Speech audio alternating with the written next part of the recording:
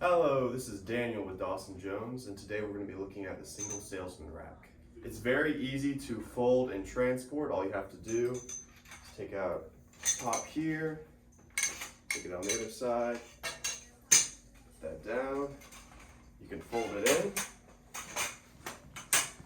and then there are these little mounting points for this bar.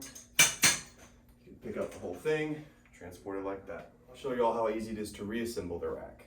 First, you take this bar off, bring these both up, grab the bar, back in on both sides, and it's ready to go. It also extends on both sides. It's also possible to adjust the height of the rack. You push this in, bring it up, pop it in the next hole, do the same on the opposite side. And you can do that even one more time if you'd like to go higher.